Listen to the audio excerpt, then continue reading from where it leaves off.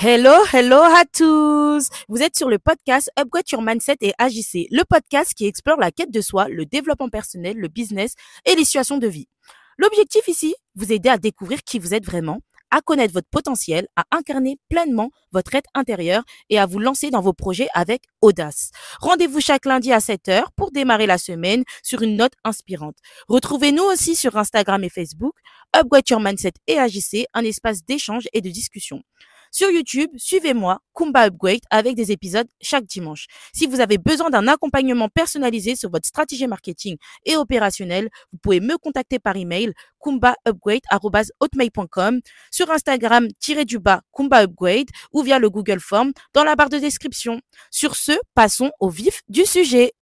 Être tétanisé lorsqu'on a des objectifs, lorsqu'on s'est entraîné pendant longtemps, c'est tout à fait normal. C'est tout à fait normal. Bon, vous vous en doutez bien que je vais quand même parler de business, ça c'est sûr. En ce moment, je suis grave dans ça.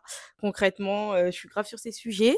Mais par exemple, c'est toujours à la dernière minute, au moment où il faut se lancer, au moment où il faut faire les choses, que le stress vient. Le stress vient, le stress vient, le stress vient. On se dit, est-ce que j'ai assez bien fait? Est-ce que ça va marcher? Plein de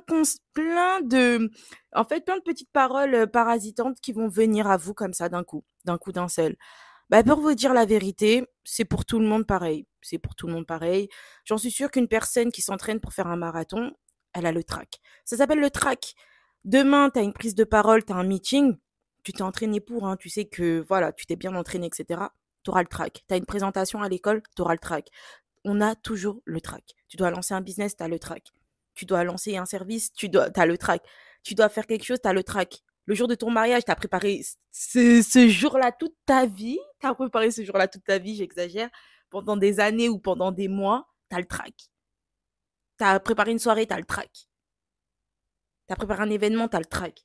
C'est normal le trac. En fait, c'est ça qui nous tétanise. Et en fait, du moment où tu n'arrives pas à accepter en fait ce trac, que c'est tout à fait normal, que tout le monde a ça, voilà. Tout le monde a le trac, hein. Vous voyez, même les personnes qui font le journal de 20 heures, etc. Ces gens-là ont le trac, hein. Ces gens-là ont le trac. Les personnes qui vont faire des interprétations au théâtre, les comédiens, etc., ils ont le trac. Les acteurs ont le trac. Ils ont tous le trac. Même les personnes qui font du cirque, ils ont le trac. On a tous le trac. Mais c'est pas ça qui est censé nous tétaniser. Je vous dis la vérité. Peu importe ce que vous allez faire, même si c'est pas du business, enfin voilà, vous aurez le trac. Grand oral, tu auras le trac. Pendant ton livret blanc, pendant ton mémoire, tu auras le trac. C'est tout à fait normal. C'est humain. C'est humain. C'est tout à fait humain. Et au fur et à mesure, ça va être plus naturel. C'est normal. Après, au fur et à mesure, ça va être naturel. C'est comme avant de monter dans une attraction. Tu as le trac un peu. Même les personnes qui font genre, comment expliquer? Vous voyez, il y a différents types de personnes. Dans les attractions, il y en a qui vont plus se taire, ils sont stressés, etc. Mais il y en a d'autres, oh là là, je suis trop pressée et tout. Eux aussi, au fond d'eux, ils ont le trac. Tout le monde a le trac, c'est juste qu'on n'en parle pas. On n'en parle pas. Il y en a qui auront plus le trac que d'autres. Mais une fois que tu l'acceptes, ton trac, tu vas plus vraiment le ressentir. Peut-être ton corps, il va te le faire ressentir, mais ça peut être dans ta tête, en fait. Tu vois ce que je veux dire? C'est au fur et à mesure. Par exemple, la prise de parole, je sais très bien, pour des personnes, c'est insurmontable. C'est insurmontable. D'ailleurs, je pense que je vais faire une vidéo YouTube sur ce sujet-là. Voilà. Parce qu'aujourd'hui, là, je me suis chauffée, j'ai envie de filmer une vidéo. Ça fait 2 mois, je pense que j'ai pas sorti de vidéo YouTube. Allez, là, je vais vous en sortir une, tranquillement. Et voilà. Mais juste pour vous dire, la prise de parole, là, je vais pas en parler maintenant parce qu'après, j'aurai plus vraiment d'inspi pour YouTube. C'est tout à fait normal. En fait, il faut déjà vous accepter votre manière de parler, votre style, votre vocabulaire. Si par exemple vous faites des fautes de français, etc., ça arrive. Ce qui fait la différence durant une prise de parole, pour moi en tout cas, c'est l'assurance, l'attitude, les gestes que vous allez faire, etc. C'est tout un truc en réalité. C'est tout un truc. Il n'y a pas une manière idéale de parler. C'est sûr qu'il y a une école à suivre, entre guillemets, soi-disant. On va vous donner des conseils, etc. Tout ça, tout ça. Mais en réalité, ce qui fait la différence, c'est déjà que vous osez parler. Il y a beaucoup de personnes qui n'osent pas parler. Vous voyez? C'est ça, en fait. Le track, c'est normal. Le track, c'est normal. Avant de faire ton marathon, c'est normal que tu as le track. Va, go. Avant une représentation, tu as le track, c'est normal, go. Ça dure que quelques secondes. Même les grands artistes qu'on voit, croyez-moi qu'ils ont du track. C'est juste qu'ils ont trouvé des moyens, comment déstresser, comment se lancer et voilà, sans être tétanisé. Mais arrêtez d'être tétanisé. Parce que à force, vous allez vraiment rien faire à cause du track. Quand tu te rends compte, en fait, que c'est le track, c'est là où tu te dis, mais en fait, en réalité, toute ma vie, en réalité, j'aurais pu faire des choses, mais je n'ai jamais osé, tout simplement parce que j'avais le track. Et quand tu commences à comprendre le mécanisme du track, c'est là, en fait, tu te rends compte que, mais finalement, en réalité, j'aurais pu le faire depuis longtemps. Et vaut mieux se rendre compte maintenant. Il n'y a pas d'âge pour s'en rendre compte. Peut-être là, si tu te lances jamais dans tes projets, dans tout ce que tu as envie d'entreprendre, c'est tout simplement parce que tu as le track. C'est normal d'avoir un peu la voix tremblante au début d'une présentation, etc. Et affronter le regard. Affronter le regard des gens. Peu importe que ce soit une représentation, un endroit où vous êtes au milieu de tout le monde, etc. Vous devez présenter quelque chose ou quoi. Peu importe la chose, même une danse, etc. Enfin, voilà. Affrontez le regard. N'ayez pas peur. N'ayez pas peur. Arrêtez de regarder vos pieds ou quoi. Non. Affrontez le regard. Gardez la tête haute. Comme je vous ai déjà donné un précédent conseil il y a quelques épisodes en arrière, il me semble, c'est yeux dans yeux. C'est une personne que vous regardez, c'est pas un regard groupé de 1000 personnes, non. Il y a plusieurs personnes dans ça, dans ce groupe-là. Affrontez le regard des gens, n'ayez pas peur, battez-vous pour ça. Battez-vous pour ça. Croyez-moi que tous les plus grands artistes qu'on voit, même Beyoncé, ce sont des gens qui ont le track. Ils savent juste mieux gérer leur track au fur et à mesure, au fil du temps. Travaillez sur ça. Travaillez sur ça. Quand vous allez comprendre ça, croyez-moi que vous n'allez plus avoir aucun frein. Par exemple, tu as peur de lancer un business, tu as peur que ça floppe, etc. Et alors, si ça floppe, et alors? Tu préfères que ça floppe et au moins tu as testé, tu as essayé, ou que toujours ton idée, elle est écrite dans ton carnet sans jamais le mettre en place? À un moment donné, il faut arrêter. Faut arrêter. Faut arrêter. Et aussi, je pense, c'est à cause du fait que on a beaucoup été entouré d'auto-entrepreneurs, mais qui étaient de base influenceurs, qui ont déjà une notoriété. Donc, du coup, on se dit, oui, bah, on est obligé de se montrer, on est obligé de savoir qui on est obligé de tout ça. Mais pas du tout, en fait. Pas du tout. Et en plus, ça va même vous retirer un poids en plus. Le fait que tout le monde sait ce que vous faites, dans quel business vous vous lancez, le processus dans lequel vous êtes, votre avancement, c'est chiant, ça. C'est chiant. Parce que toi-même, parfois, tu vas même pas te poser des questions que ces personnes-là vont se poser. Ils vont venir se permettre de te les poser. Ça va rien te faire, hein, mais au fur et à mesure, tu vas même peut-être réfléchir sur les questionnements qu'ils te donnent. Mais il y a que toi qui sais réellement pourquoi tu te lances dans cette aventure. Par exemple, si tu as envie de vivre à l'autre bout du monde, il y a que toi qui sais. C'est toi qui as eu cette inspiration. Si tu as envie d'aller dans tel endroit, si tu as envie de faire telle chose, etc. C'est toi qui as eu cette vision. C'est pas les autres. C'est pour ça que parfois, il vaut mieux faire les choses sans forcément que les gens soient au courant. Moi, c'est le conseil que je vous donne. Parce qu'il y aura même certains questionnements. Donc, du coup, ce sont des questionnements, des peurs, des craintes de d'autres personnes, des pensées limitantes de d'autres personnes qui vont venir ébranler votre cheminement, en fait. Et ça peut être un problème. Parfois, ce sont des questionnements qui sont positifs, qui sont bons à prendre. C'est à vous de peser le pour et le contre et de choisir quel type de personne vous voulez être. Est-ce que vous voulez être le genre de personne qui raconte tout à tout le monde, donc du coup vous avez des yeux observateurs, ou est-ce que vous êtes le genre de personne qui, quand vous vous lancez dans vos projets, les projets c'est pas que les business quand je dis ça, vous le faites en sous-marin. À vous de choisir.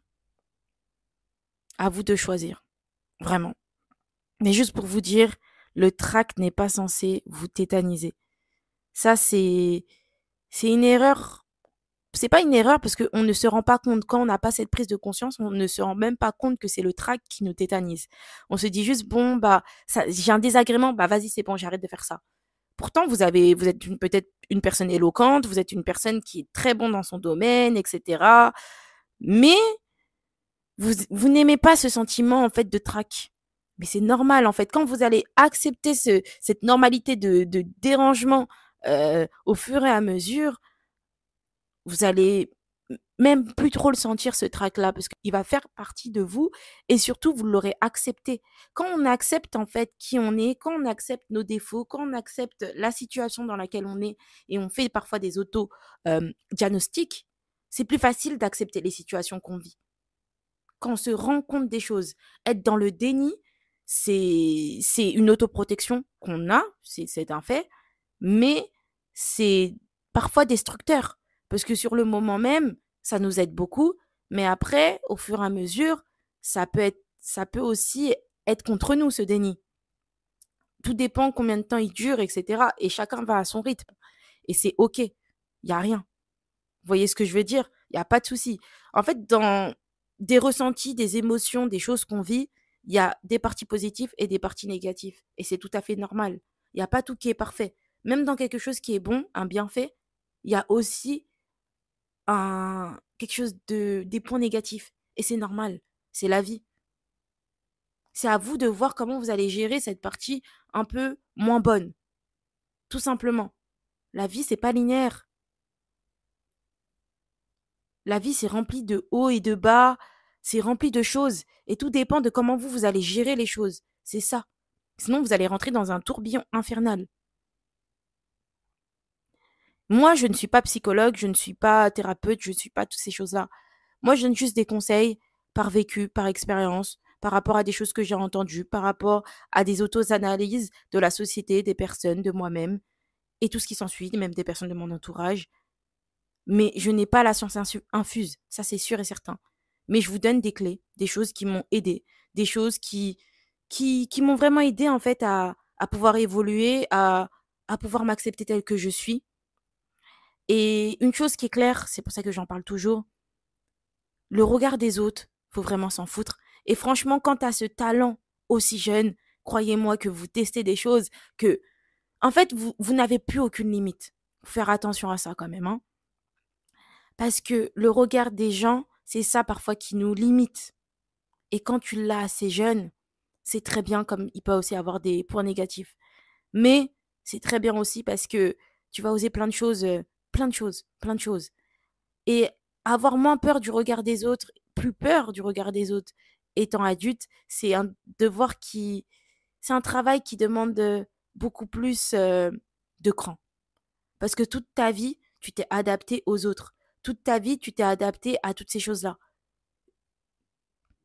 Les personnes, par exemple, extraverties, ça dépend des profils, ils ont moins peur du regard des autres parce que eux, ils font les choses. Ils font sans réfléchir. Sans réfléchir. Les personnes un peu plus introverties, ça leur demande un peu plus de travail. Mais ça dépend. Il y a des personnes introverties, comme je l'ai déjà dit auparavant, qui ils sont introvertis, mais leur introversion, elle dépend des personnes avec qui ils sont, de leur entourage. Vous voyez ce que je veux dire? Une personne introvertie, par exemple, comme Beyoncé, apparemment, c'est une personne qui est introvertie, comme plein d'autres artistes, apparemment, qui sont introvertis. Comme Yanissa, par exemple, elle nous le dit, hein, concrètement, que c'est une personne introvertie. C'est que quand ils font des choses qu'ils aiment, qu'ils se sentent à l'aise, qu'ils ont accepté les choses, c'est là où voilà, c'est là où ils se sentent à l'aise. Après, il y a introverti et aussi le fait que il y a des personnes qui n'aiment pas forcément être accessibles. C'est ce côté un peu mystérieux. Et ça, c'est tout à fait normal. Et moi-même, je vous conseille d'être mystérieux de temps en temps. Ça rajoute du charme et aussi du charisme. Une personne qu'on connaît toute sa vie, qu'on connaît tout son vécu, etc., c'est moins intéressant qu'une personne qui est mystérieuse. Voilà, vous voyez ce que je veux dire? Je trouve ça beaucoup plus charmant. Euh, et ça reste qu'un conseil, hein. Et c'est pas n'importe qui viendra aussi vous déranger, parce que beaucoup de personnes se permettent des choses parce que vous êtes open avec eux, mais ils savent pas en fait que c'est un privilège. Même les personnes extraverties, même les personnes, tu peux être extraverti et aussi mystérieux, hein, je le dis. Mais même les personnes, on va dire, qui souffrent beaucoup, etc., peuvent être, peuvent aussi se rendre, être dans des situations en fait où beaucoup de personnes se permettent des choses avec eux. tout simplement parce qu'il les voit ouverts, et cetera. Mais en fait, ces gens-là aussi ont des limites. Faut savoir respecter, mais malheureusement, on vit dans un monde où personne ne respecte les limites des gens. Ils voient juste une personne sympathique qui rigole, et cetera. Ah, allez, c'est bon, c'est open bar. Mais pas du tout, en fait. C'est-à-dire que parfois, ils se font même ramasser par les personnes qui parlent, qui s'ouvrent beaucoup, hein. Ah bah oui, parce qu'à un moment donné, il faut aussi avoir ses propres limites. Mais bon, c'est la nature humaine. Tu leur donnes ta main, ils te prennent tout le bras. Donc après, c'est la vie, hein, écoutez. Mais bon, pour revenir au sujet du début, n'ayez pas peur du trac. C'est tout à fait normal. Au fur et à mesure, ça va aller.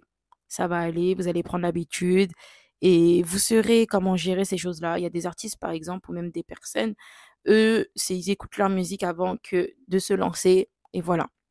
Il y en a certains, ils se mettent dans une bulle, ils font comme s'il y a personne autour d'eux et ça marche pour eux.